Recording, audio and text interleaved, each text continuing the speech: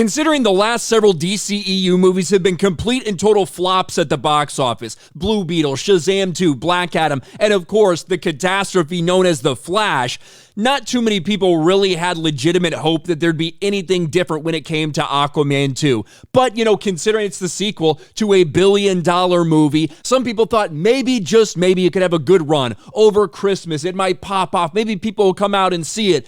But the early projections did not look good. Aquaman and the Lost Kingdom tracking for troubled $40 to $50 million Christmas opening. And keep in mind, that's with the holiday Christmas Monday boosting that. If you just took the normal 3-day weekend with the Thursday previews, it's something that's tracking to open less than the Marvels did. A complete and total nightmare. But some people, especially some analysts, they wanted to hang on to some hope about the Chinese box office, the international box office, because quite frankly, the first Aquaman movie, the reason it did so insanely well were those international numbers, especially in China. A shocking number for this first Aquaman movie to have nearly $300 million come from China. So there was a glimmer out there that the Chinese box office could maybe help boost this movie. Unfortunately, that is not the case. Aquaman 2 at China box office, despite Part 1's $291 million gross, the Jason Momoa-led sequel is struggling in pre-sales.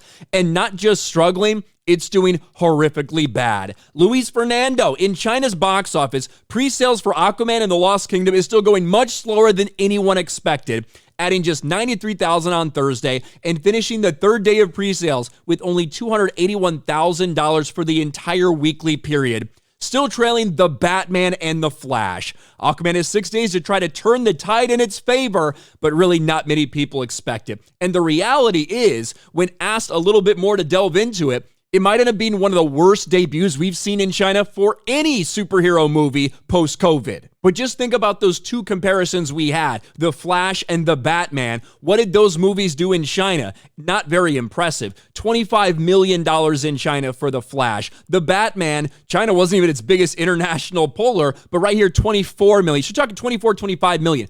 Already, considering the fact that Aquaman 2 is tracking behind those, you're talking about making less than a tenth of what it made with the first one. That is a horrific drop-off. And if anybody thought that, maybe, and who knows, maybe it could take off, maybe word of mouth would be super crazy, it'd be insane, but it really doesn't look like that's going to be the case. It looks right now like China has just as little interest in this thing as everyone else does. The DCEU is set to come to an end with an absolute whimper, which, to be real, based on what we've seen these past couple of years, the last 7 DCEU movies have been financial failures.